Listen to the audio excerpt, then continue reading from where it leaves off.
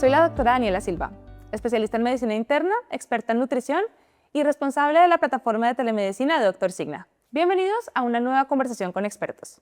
La charla de hoy forma parte del contenido que creamos todos los años exclusivamente para vosotros, nuestros asegurados. Nuestro objetivo es ofreceros siempre contenido de máxima calidad y de actualidad, para poder estar a la vanguardia en los temas de salud que más os interesan. Hoy hablaremos de uno de los problemas de salud pública más trascendentales de las últimas décadas, la falta de sueño. Según datos de la Sociedad Española de Neurología, 1 de cada 3 españoles se despierta con la sensación de no haber tenido un sueño reparador, y más del 50% de adultos duerme menos de las horas recomendadas. También se calcula que el 25% de la población infantil no tiene un sueño de calidad y que solo el 30% de los niños mayores de 11 años duermen el número adecuado de horas. Y la gran pregunta es, ¿por qué?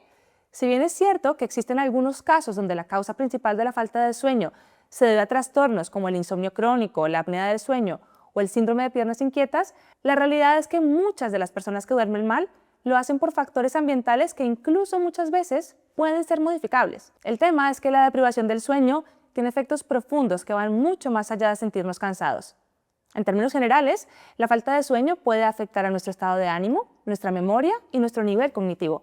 Pero es que de forma crónica puede aumentar nuestro riesgo de trastornos psiquiátricos, infecciones, enfermedades autoinmunes y otras enfermedades crónicas, entre ellas la causa número 1 de muerte en el mundo, la enfermedad cardiovascular.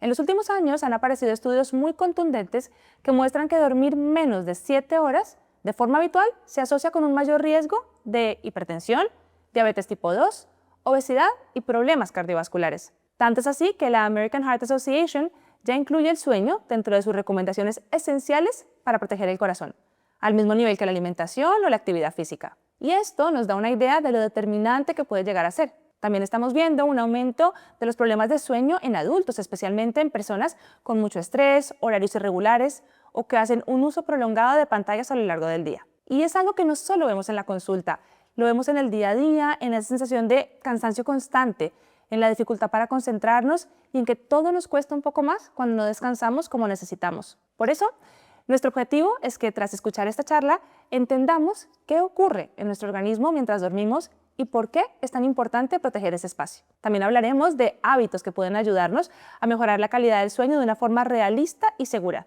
y de un tema que preocupa a muchas personas: el uso prolongado de benzodiazepinas y cómo puede afectar el descanso a largo plazo y nuestra memoria.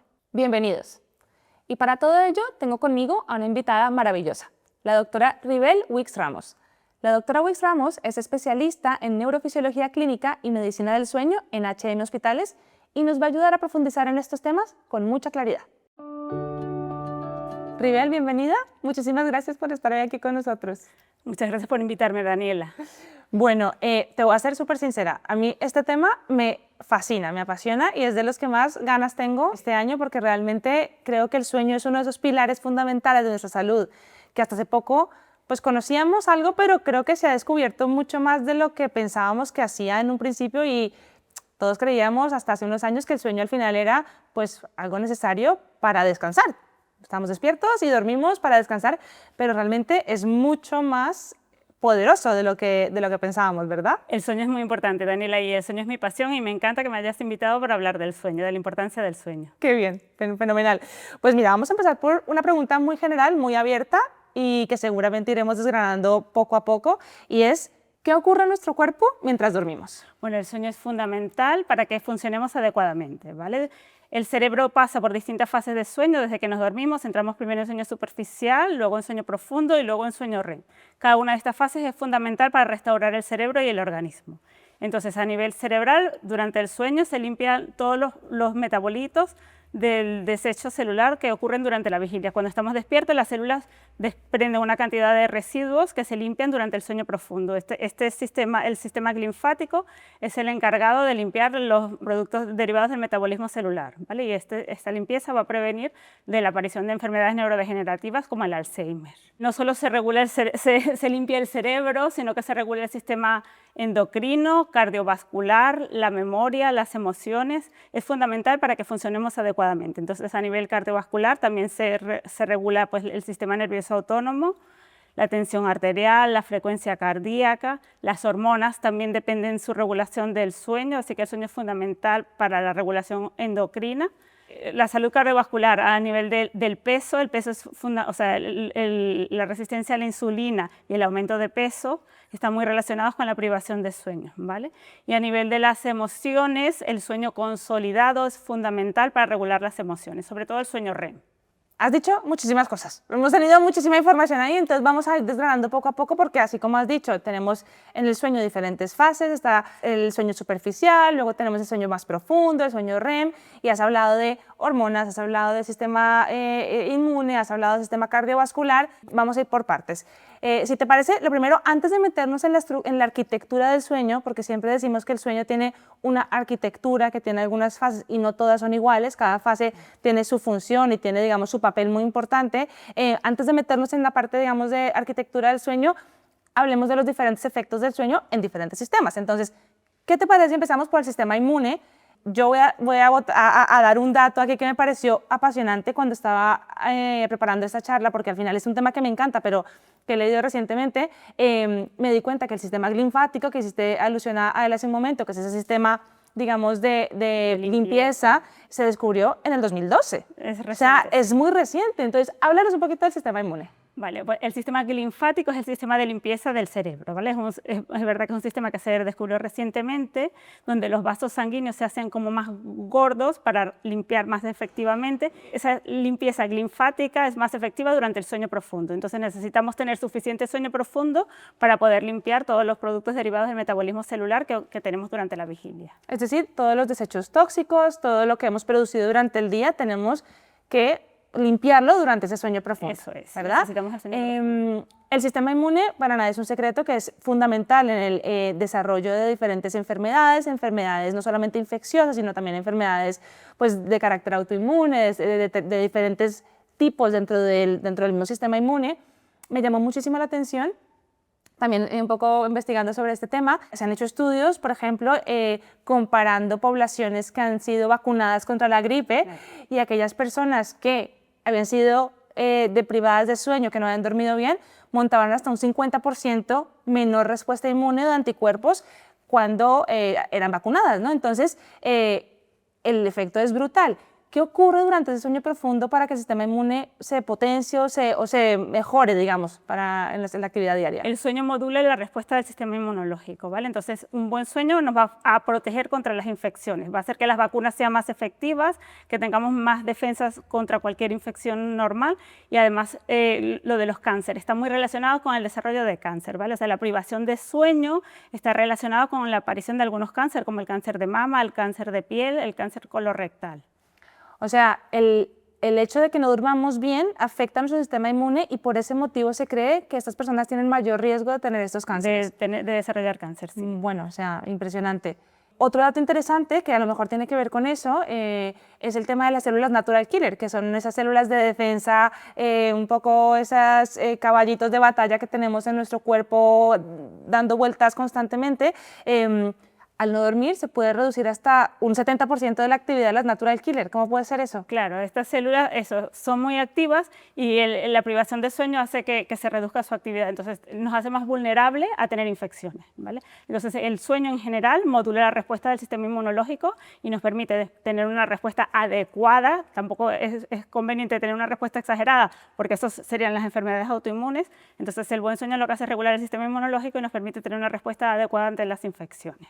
Vale, o sea que el momento que dormimos, nuestro sistema inmune se recupera y funciona de forma adecuada, ¿verdad? Bueno, hablamos del sistema inmune. También comentaste antes el tema del sistema cardiovascular, ¿verdad? Otro dato interesantísimo, estuve leyendo un estudio que no era para nada pequeño, porque era un estudio de más de 400.000 personas, donde demostraban que a las personas que dormían menos de 6 horas tenían hasta un 45% mayor riesgo de enfermedad coronaria, de infartos. ¿Por qué? ¿Qué pasa durante el sueño y cómo se modula el sistema cardiovascular durante el sueño? Porque durante el sueño lo mismo, se regula el sistema nervioso autónomo, ¿vale? Disminuye durante Espera el un sueño. segundo, te voy a interrumpir un segundo. ¿Qué es el sistema nervioso autónomo? Porque aquí la gente no sabe qué es eso. Explícanos, por favor. Bueno, hay dos sistemas nerviosos, el sistema nervioso central y el sistema nervioso autónomo. Es el que regula pues, la secreción de hormonas, la frecuencia cardíaca, la frecuencia respiratoria, la sudoración. Entonces, durante el sueño profundo, estas estructuras del sistema nervioso autónomo, por ejemplo, disminuye la frecuencia cardíaca, disminuye la tensión arterial, disminuye la frecuencia respiratoria. Entonces, durante el sueño se modula el sistema nervioso autónomo para poder funcionar adecuadamente durante todas las 24 horas. O sea, el sistema nervioso autónomo es ese sistema que funciona en nuestro cuerpo sin que nosotros le tengamos que decir nada, va solito, ¿no? Entonces, modular la frecuencia cardíaca, respiratoria. Lo normal es que durante el sueño la frecuencia cardíaca disminuya, la frecuencia respiratoria.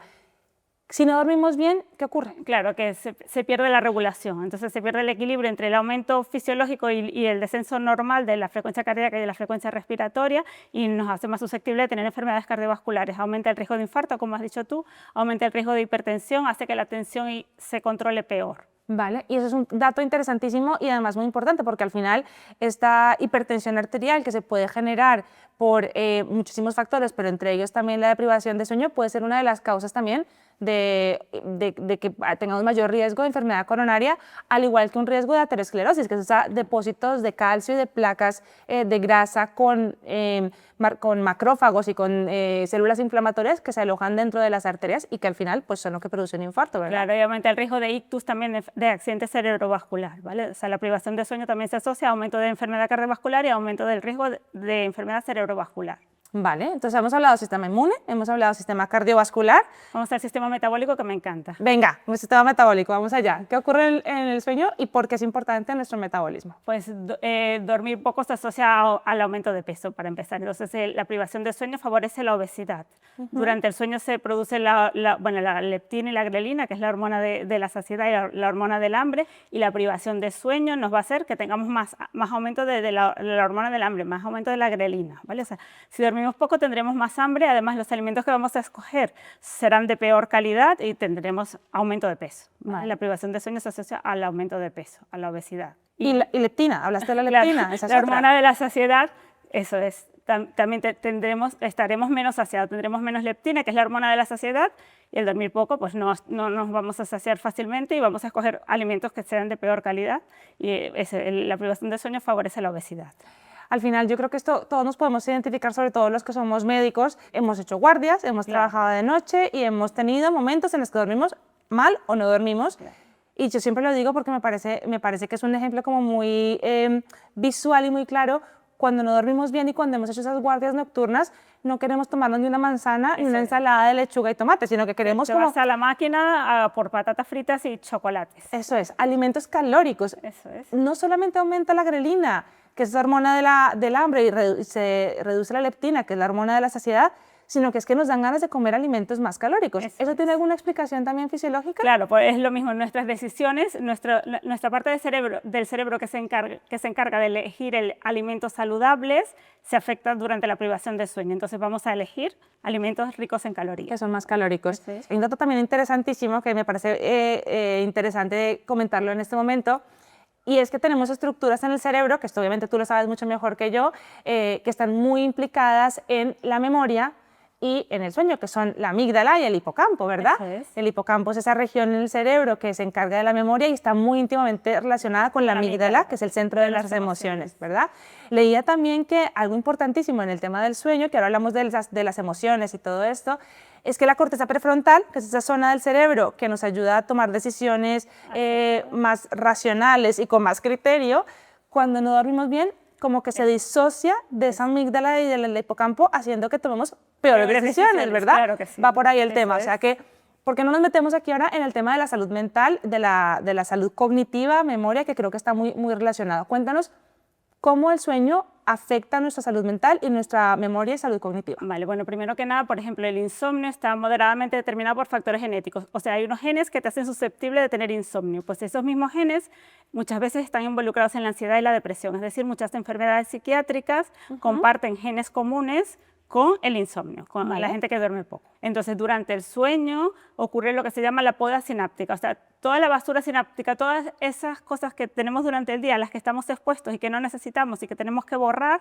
pues para poder borrarlas necesitamos un sueño REM consolidado, ¿vale? Si no tenemos un sueño REM consolidado, vamos a tener el cerebro lleno de cosas que no necesitamos, Vale. y necesitamos borrar para poder llenarlo de cosas nuevas. O sea, como tener un disco duro que se nos llena y tenemos que decirle fuera, fuera, que quiero más información. Y eso ocurre durante el sueño REM. Eso es, ¿Vale? La poda sináptica ocurre durante el sueño REM, que es el único momento de nuestro día donde disminuyen los niveles de noradrenalina en sangre, y este descenso de noradrenalina es fundamental para que ocurra la poda sináptica, o sea, que se elimine toda la basura, todo lo que no necesitamos durante el día. Si no, vamos a estar llenos de recuerdos, pensamientos y rumiaciones que no nos valen para nada. Vale. Y entonces, ese sueño REM, me imagino yo que en estudios de imagen, que hoy en día también es verdad que la tecnología nos ha permitido estudiar mucho mejor el sueño, porque yo siempre digo que el sueño ahora se ha estudiado más, pero también porque la tecnología nos lo permite. Es que al final, ¿cómo estudias el sueño si la persona que quieres estudiar está dormida y no te puede dar información? Entonces, durante el sueño se activan estas zonas de la amígdala y del hipocampo, que es tan importante en la memoria, y me imagino que el sueño REM, ahí, eso debe ser... Es fundamental para consolidar la memoria, ¿vale? La memoria. Y para regular las emociones. Entonces, la ansiedad y la depresión, para tener un buen control del estado de ánimo, necesitamos tener un sueño REM consolidado, ¿vale? Si no, vamos a ser más susceptibles de tener enfermedades psiquiátricas como la ansiedad y la depresión. Vale, y no solamente enfermedades psiquiátricas, que también es importantísimo, pero lo digo porque a lo mejor en un ejemplo mucho más cotidiano del día a día, cuando no dormimos bien nos ponemos más irritables, Claro. todo nos parece un mundo, todo es gravísimo, es igual el mismo mecanismo, ¿verdad? Sobre todo los niños tienen menor tolerancia a la frustración, nosotros estamos más irritables, nos enfada todo, o estamos más tristes o nos cuesta más hacer las cosas, ¿vale? Por eso, porque nos hace falta un sueño REM consolidado para poder regular las emociones. Vale, y me parece clave eso que has dicho de los niños, que era una de las cosas que quería comentar, porque el sueño es tan importante en la infancia, tenemos diferentes necesidades fisiológicas de sueño a lo largo de nuestra vida, ahora lo hablaremos un poquito mejor, pero es verdad que los niños pues, son especialmente vulnerables a la deprivación de sueño, y es muy importante que ellos duerman bien para consolidar memoria, para consolidar recuerdos, para regular emociones. Entonces, cuéntanos un poquito, saliéndonos un poquito de los sistemas, cómo funciona el sueño en los niños y cuáles son sus necesidades y por qué es tan importante. Bueno, las necesidades de sueño de los niños varían mucho en función de la edad, ¿vale? Los niños pequeños necesitan más horas, así a grandes rasgos, y los niños más mayores pues necesitan menos horas. Entre los pequeños alrededor de 9 o 10 horas y los más mayores alrededor de 8 o 9 horas, ¿vale? Entonces, si estos niños no tienen la duración de sueño necesaria, pues por el día van a ser niños irritables, niños que desobedezcan, que no sigan ninguna regla y luego que tengan peor rendimiento escolar, ¿vale? Entonces, la privación de sueño en los niños tiene muchísimas repercusiones, ¿vale? Y a nivel conductual también me imagino que son niños que a lo mejor les cuesta más seguir instrucciones o les cuesta más, obviamente en el rendimiento académico, que lo hemos dicho, puede haber un impacto tremendo. Puede haber también variabilidad entre niños, que haya niños que requieran a lo mejor más horas de sueño que otros, incluso de la misma edad. ¿Eso está determinado por nuestra genética? O sea, lo importante para tú decir que el niño ha dormido bien es que él durante el día funcione bien, o sea, que durante el día aprenda bien, que obedezca las normas y que en general funcione bien, ¿vale? Pero bueno, en general los niños pequeños necesitan alrededor de 10 horas para dormir, ¿vale? Y a nivel de los adolescentes, que son los que más privados de sueño están, son los que se van más tarde a la cama y son los que duermen menos, pues el dormir poco se asocia bastante a la ingesta de sustancias, o sea, a la dependencia de drogas, de alcohol. Hablando de adolescentes, otra cosa importante, que es yo creo que otra droga moderna, es el tema de las pantallas. Nos afecta a todos, porque nos afecta a los adultos y a los niños, pero a los adolescentes creo que también son especialmente vulnerables. Esto lo ves en consulta, que haya niños con problemas de sueño muchas veces derivados de las pantallas, y qué impacto tienen a nivel de salud mental. Vale, pues sí, los adolescentes son quizás los más... la presa más fácil de estas pantallas, ¿vale? Entonces, justo están expuestos a pantallas hasta última hora de la noche, y luego su reloj circadiano, su reloj interno, se va retrasando un poco durante la adolescencia, ¿vale? Entonces, estos niños, adolescentes que están expuestos a las pantallas hasta última hora de la tarde, su reloj fisiológico además se retrasa bastante más, y luego se tiene que levantar para ir al cole a las 8 de la mañana. Entonces, estos adolescentes duermen alrededor de 6 horas, y eso no es suficiente para que durante el día estén bien, ¿vale? Eso va a hacer que sea un adolescente rebelde, con abuso de sustancias, que no apruebe, pues todas estas cosas son consecuencias de la privación de sueño. Claro. Y esto también leí otro estudio súper interesante en Estados Unidos donde revisaban, porque claro, al final en la adolescencia, esto es un poco también anecdótico que he leído en algún lugar, se dice que el reloj biológico, el reloj fisiológico, el ciclo circadiano incluso se mueve un poquito y que los adolescentes en general se retrasa, ¿verdad? Se acuestan más tarde y deberían levantarse más tarde, pero al final pues el día a día no nos permite tener ese tipo de adaptaciones para los niños, para los adolescentes. Y leía un estudio donde en Estados Unidos dejaron que unos estudiantes empezaran clases en lugar de las 8 a las 9:30 de la mañana y el rendimiento académico mucho mejor, explotó hacia lo positivo, o sea que es para sentarse a pensarlo. Claro, eso, los adolescentes tienen un retraso fisiológico en sus fases de sueño, ¿vale? Entonces normalmente les entra sueño un poco más tarde y se deberían de levantar un poco más tarde. Y al contrario, aquí en el instituto adelantan la hora de ir al instituto a las 8 de la mañana. Entonces, entre que se duermen muy tarde y se levantan pronto para entrar a las 8 de la mañana, pues tienen un retraso de fase y van privados de sueño. Es tremendo, es tremendo. Y esto produce consecuencias eso, en su funcionamiento diurno, en su aprendizaje y, bueno, y les hace que sean adolescentes rebeldes. Claro, claro. Y en un país como España, que de por sí nos acostamos muy tarde, claro. Esto yo creo que es algo que deberíamos darle prioridad y que los padres estemos muy al tanto, ¿no? Que sepamos que esto es algo que ocurre y que es una necesidad del adolescente. Claro, pues entonces hay que dejar las pantallas después de cenar. A los adolescentes hay que quitarles el móvil, así sean adolescentes, hay que quitarles el móvil después de cenar. Tan importante. Porque esa exposición a las pantallas no deja que se libere la melatonina, que es la hormona que abre las puertas del sueño. Entonces estos niños pues, se van a dormir muy tarde y luego van privados de sueño a clase y eso no puede ser. Claro, claro. Has hablado de la melatonina. Y creo que esa es una sustancia, una hormona muy importante que también vemos suplementos, vemos un montón de información y también nos ayuda a hablar un poquito del ciclo circadiano, que lo has mencionado brevemente. Entonces, cuéntanos un poquito a qué se refiere o a qué nos referimos cuando hablamos de ciclo circadiano y el papel de la melatonina. Vale, pues la melatonina es una hormona que se produce en la glándula pineal, se produce con la luz, con la exposición a la luz y se libera luego con la oscuridad, ¿vale? Y es la hormona que abre las puertas del sueño. Entonces, para regular nuestro sistema circadiano, que es nuestro reloj biológico que rige todos los demás relojes, la secreción endocrina, todos los sistemas que hemos hablado anteriormente, los rige el reloj circadiano que está en el núcleo supraquiasmático del hipotálamo. Eso ¿vale? es, justo.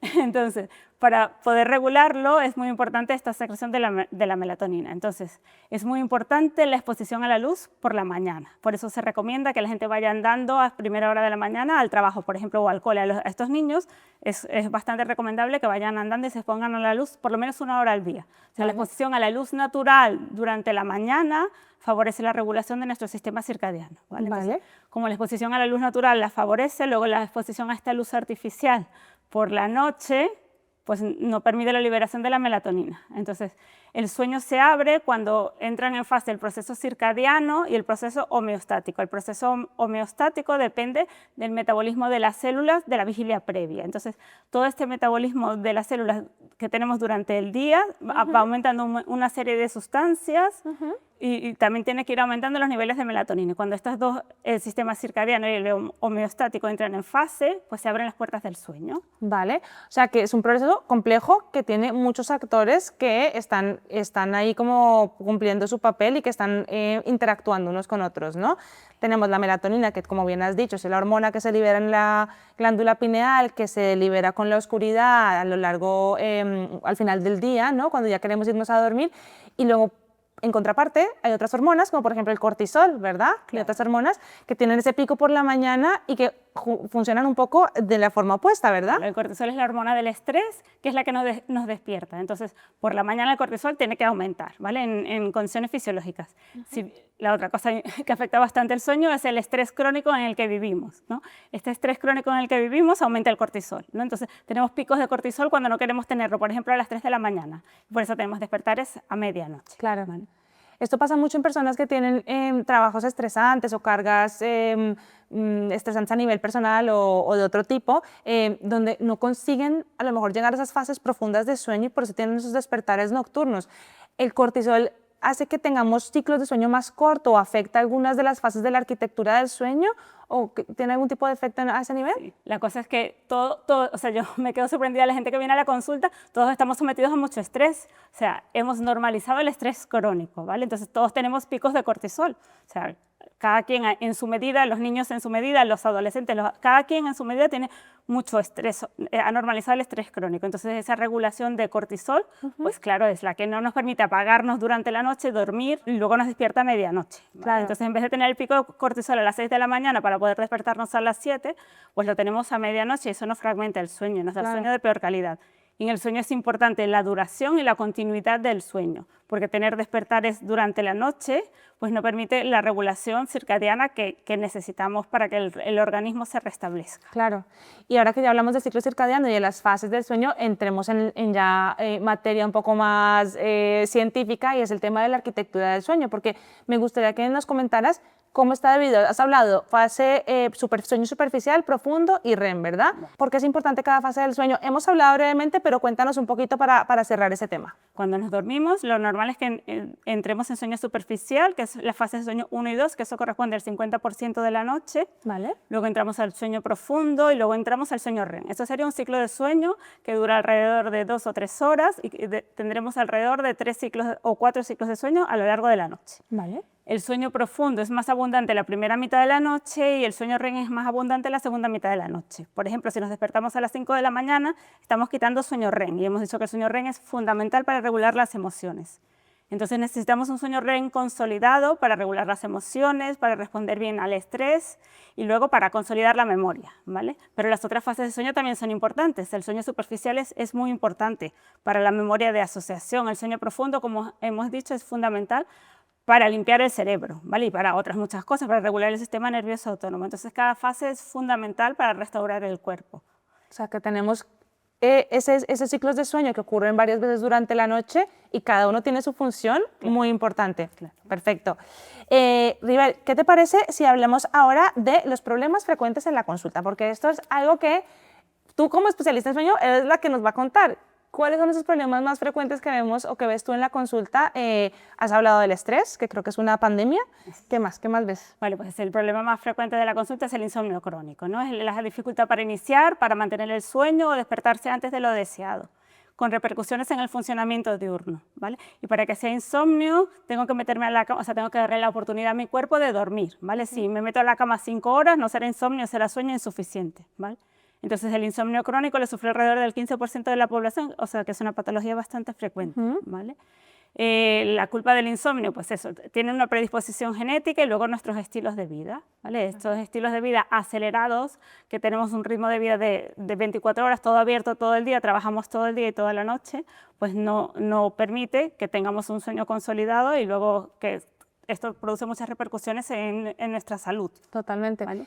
¿Y el insomnio crónico porque has hablado? ¿Insomnio de conciliación o insomnio de mantenimiento? ¿Puede decirse? ¿O es que ya esa clasificación, ahora, o sea, el insomnio ahora, o sea, la clasificación internacional se dice que es insomnio crónico porque dura más, o sea, ocurre 3 días a la semana durante más de 3 meses, ¿vale? Vale. Y es esa dificultad para iniciar, para mantener el sueño, despertarse antes de lo deseado, con repercusiones en el funcionamiento diurno. Esa sería como la definición. Eso es. Sin embargo, el tratamiento me imagino que también difiere según el cuadro de cada paciente. O sea, si es una persona que tiene más insomnio de conciliación o para el mantenimiento, el tratamiento suele diferir y digamos que lo digo porque la melatonina que hablamos antes es este suplemento que además conseguimos en todas las farmacias sin ningún tipo de receta médica, que la gente no duermo bien, voy a tomar melatonina. ¿En qué casos puede ser útil y cuándo realmente no va a ser un efecto placebo? Pues la melatonina tiene solo indicación para los trastornos de ritmo circadiano, justo lo que hemos hablado antes, el retraso de fase, o para la gente mayor. O sea, ha demostrado su efectividad en la gente que produce menos melatonina, en los ancianos, ¿vale? Okay. Entonces la melatonina en gente joven no está muchas veces indicada, ¿vale? Es verdad que es una hormona que no tiene, natural, que no tiene muchos efectos secundarios, pero bueno, es un medicamento y como tal debe ser tratado. Vale. O sea, que no es un suplemento alimenticio, que voy a la farmacia y lo compro para... Se vende así, pero vamos, no debería verse así totalmente. Sí. Perfecto. Y luego los trastornos del ciclo circadiano, por ejemplo, el jet lag, ¿no? Que es un clásico. Claro. O sea, los trastornos viajamos. de ritmo circadiano son, bueno, el jet lag, cuando eso es, que cuando viajo a una zona horaria distinta a donde vivo, pues me va a costar adaptarme a esa zona horaria. Y para adaptarme, quizás una de las indicaciones es usar melatonina. Usar melatonina. Y luego los otros trastornos de ritmo circadiano, además del jet lag, son el retraso de fase, que es el que ocurre en los adolescentes, del que ya hemos hablado, la exposición a las pantallas, no deja que se libere la melatonina. Entonces, pues la melatonina, el pico de melatonina se libera muy tarde y el paciente se duerme muy tarde y luego debería despertarse más tarde, pero como hemos dicho, estos pacientes están privados de sueño. Y luego en los ancianos tienen como un patrón de sueño polifásico con pequeñas siestas durante el día y generalmente se duermen antes, se duermen pronto por la noche y luego tienen un despertar pues a las 4 de la mañana. Sí. ¿Vale? Entonces estos son los trastornos de ritmo circadiano más frecuentes y ahí está indicada la melatonina. La melatonina. Luego hablaremos de más cosas, porque no me quiero meter todavía en el tema de medicación y esto, que tampoco es la idea. Me gustaría que habláramos un poquito sobre el papel de la dieta y la alimentación en el sueño, porque es algo que también tiene su importancia. ¿Qué opinas? ¿Cómo lo ves? Pues en principio no voy a profundizar mucho porque no soy experta en nutrición, pero sí voy a decir las cosas que afectan negativamente el sueño. Perfecto. ¿Vale? Entonces, donde hay evidencia científica de que no afectan la calidad del sueño, ¿vale? Entonces, el café, ¿vale? O sea, el café es un inhibidor de los receptores de adenosina. La adenosina es una sustancia que se produce por el metabolismo celular durante el día y cuando se va aumentando los niveles de adenosina, lo que te decía, abre las puertas del sueño. Pues el café lo que va a hacer es bloquear los receptores de adenosina, entonces no nos damos cuenta de que estamos cansados y que tenemos sueño. Vale. Entonces el café es un estimulante, pero no debería tomarse después de la hora de comer, por ejemplo. Vale. Luego, el alcohol y el sueño se llevan fatal, ¿vale? O sea, el alcohol está bien para relajarte, pero la calidad del sueño que da es mucho peor, ¿vale? Luego favorece el despertar precoz. Entonces, el alcohol y el sueño, en general, aquí que cenamos con vino, pues en teoría no deberíamos. Eso es, cenar con vino. ¿Vale? ¿Inhibe la fase de sueño profundo, el alcohol sobre todo, o afecta a todas las fases? El alcohol fragmenta el sueño, sí, fragmenta el sueño y produce un despertar precoz. Vale. Y luego, la comida no se lleva bien con el sueño, ¿vale? Entonces, si cenamos tarde y nos pretendemos dormir enseguida, pues eso no va a ser posible. Vale. Porque eso, necesitamos que el estómago, que el intestino esté descansado, que esté sin mucha actividad para poder entrar en sueño profundo o para poder entrar al sueño, ¿vale? Entonces, estas cenas tardías que tenemos en España y que luego nos queremos apagar enseguida porque llegamos tarde, cenamos tarde y luego nos queremos ir a dormir, pues esto es complicado, porque fisiológicamente la comida no se lleva bien con el sueño. Claro. Hay un concepto que a mí me encanta y es algo que yo creo que deberíamos implementar todos en nuestro día a día, que es el ayuno circadiano, que es esto de que se dice que deberíamos realmente pasar 12 horas del día sin comer, eso sería lo ideal. Es complicado, pero no es tan difícil. Yo creo que es cuestión también lo mismo de adaptarnos un poquito y de conseguir hacer algunos cambios ligeros, pero que nos van a ayudar a dormir mejor, a regular mejor nuestras hormonas, a regular mejor nuestro peso, etc. Entonces, 100% café. ¿Te has dicho que después de mediodía?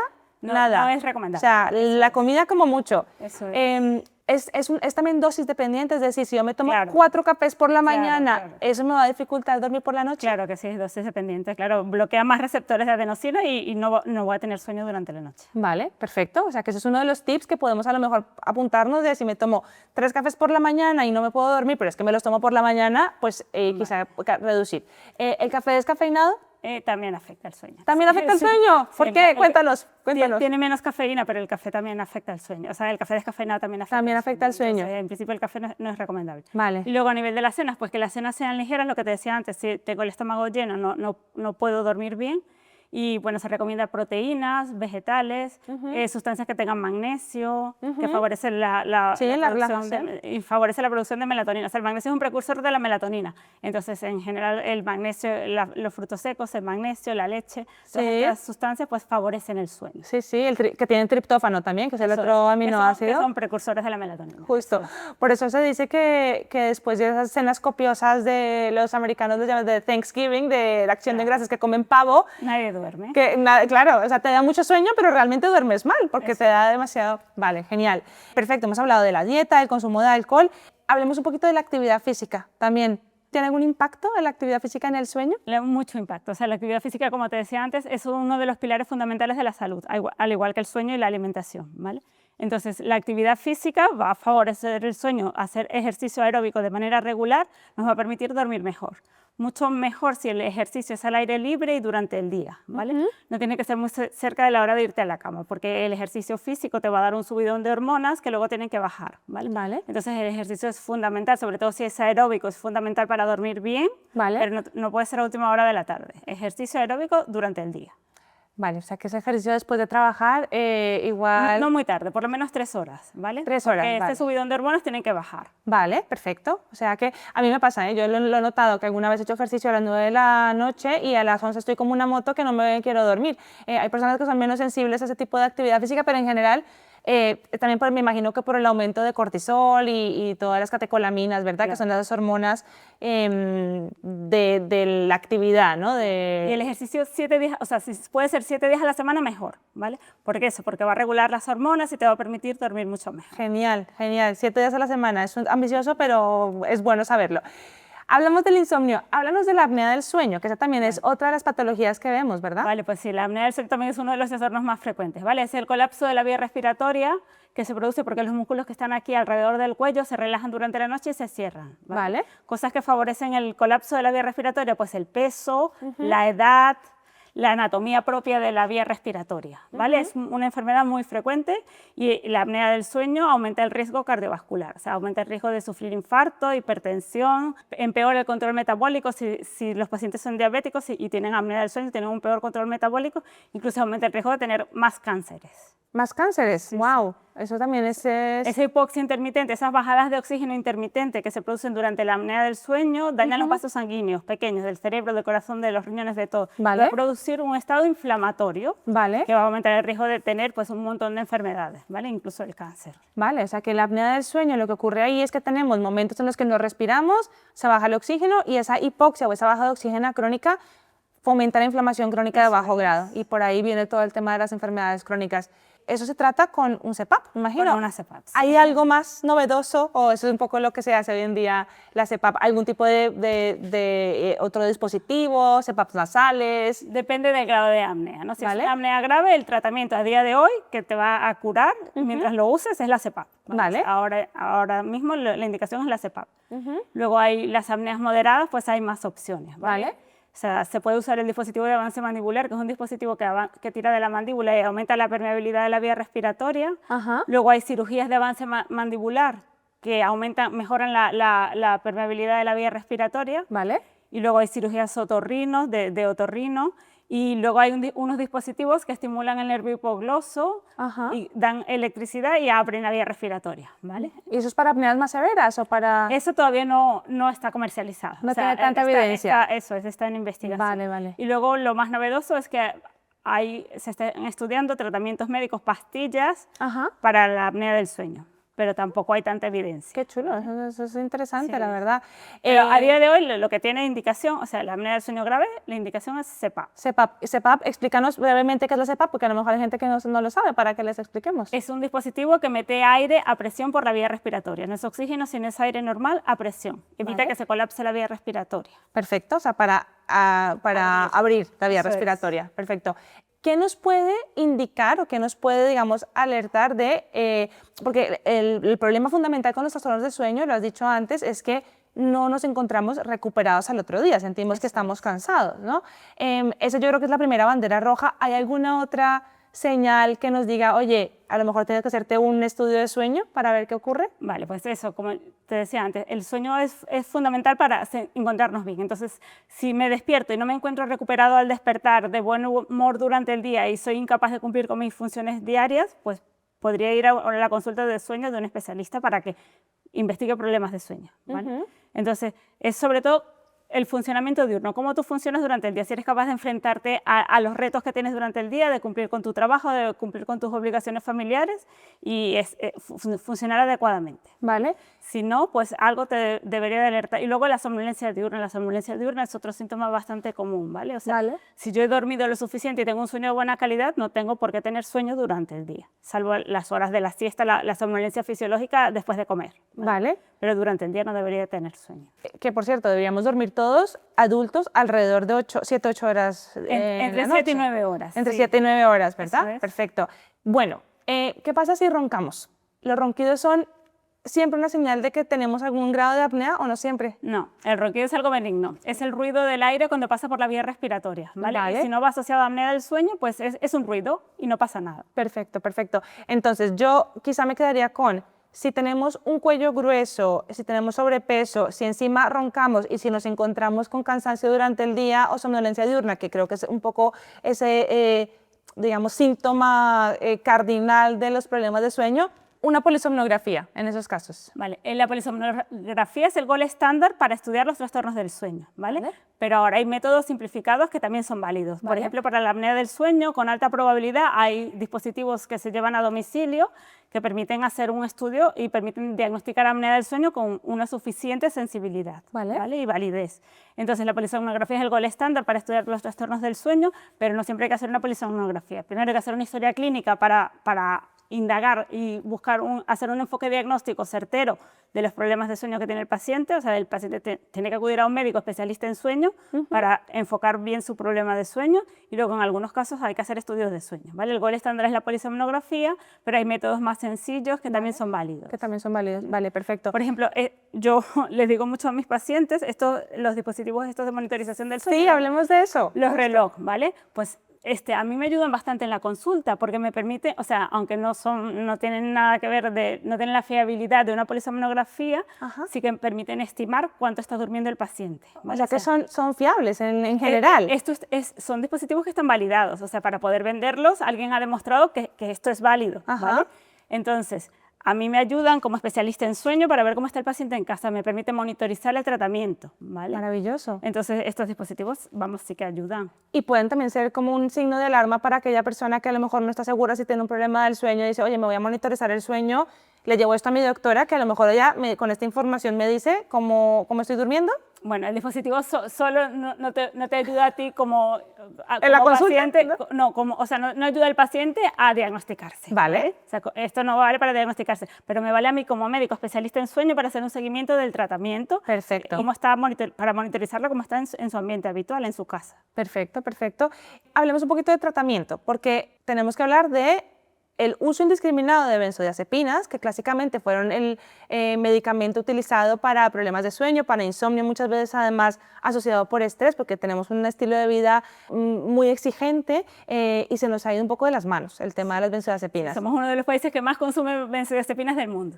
Cuéntanos un poquito, ¿qué pasa? O sea, ¿por qué es tan importante vigilar ese consumo? Bueno, las benzodiazepinas son un fármaco que son eficaces, son efectivos y se usan durante poco tiempo, ¿vale? Entonces están indicadas para el tratamiento del insomnio durante un tiempo pequeño, ¿vale? Lo que no se deben de hacer es consumir de manera crónica. ¿Vale? ¿Por qué? Porque tienen muchos efectos secundarios, crean dependencia, tolerancia, aumentan el sueño superficial y si se consume a dosis altas, bueno, están asociados a caídas, a deterioro cognitivo, a peor rendimiento funcional, ¿vale? Entonces las benzodiazepinas están indicadas siempre por un especialista y con tiempo limitado. Siempre por tiempo corto, o sea que son muy locos, de hecho, muy efectivas, pero por tiempo corto. Claro. No siempre hay que dar benzodiazepinas, ¿verdad? No.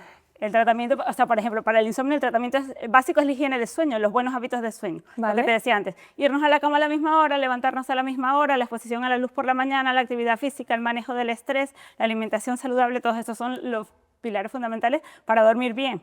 Perfecto, ¿vale? Perfecto, que eso es importantísimo al final. Yo quería llegar a este punto porque creo que lo que buscamos realmente es consejos. ¿Qué hago? Yo sé que no duermo bien, yo sé que estoy cansado, ¿qué hago? Dame tips. Pues ¿Qué tengo que hacer? Revisa tu estilo de vida. ¿Qué es saludable? Primero, mantener horarios fijos, porque nuestro reloj circadiano está programado para mantener los mismos horarios todos los 7 días de la semana. Rutinas. ¿Vale? Entonces, eso es, mantener horarios fijos para acostarte y para levantarte, incluido el fin de semana. ¿Vale? Lo que te comenté anteriormente, que la exposición a la luz a primera hora de la mañana fortalece nuestro sistema circadiano. Entonces, es muy importante que nos expongamos a luz natural durante la mañana.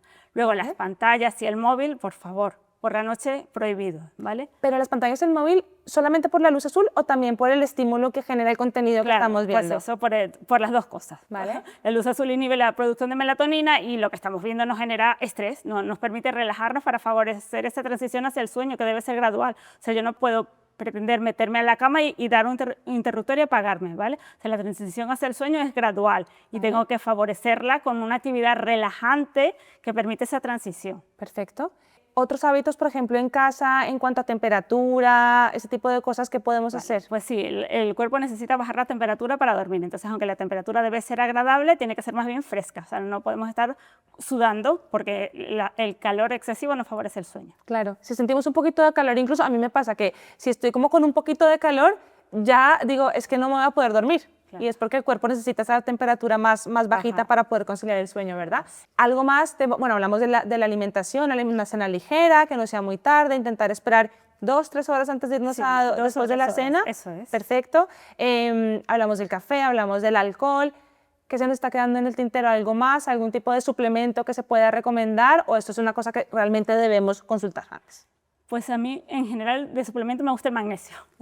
Como te decía, el magnesio favorece la producción de melatonina, ¿Sí? Es el precursor de la melatonina, ¿vale? ¿Sí? Entonces, de suplementos yo a los pacientes les recomiendo el magnesio. El magnesio, que nos ayuda a relajarnos un poquito, ¿verdad? Sí, y favorece la producción de melatonina. Y podemos conseguir ese sueño más fácilmente. Ribel, estamos llegando ya casi al final de la charla. ¿Alguna conclusión, algún mensaje final que quieras enviarle a nuestros asegurados hoy? Que el sueño es fundamental para tener una buena salud, entonces hay que darle al sueño la prioridad que tiene. Dormir no es perder el tiempo, es una necesidad vital que nos permite pues, que todo nuestro sistema se recupere. Perfecto. Pues espero que con este mensaje, con esta charla, le deis la importancia al sueño. El sueño, como hemos dicho, no es una pérdida de tiempo, no es de perezosos, no es de personas que no quieren ser productivas, todo lo contrario, debemos dormir para ser productivos, para tener salud. Y con esto os deseamos a todos muy felices sueños.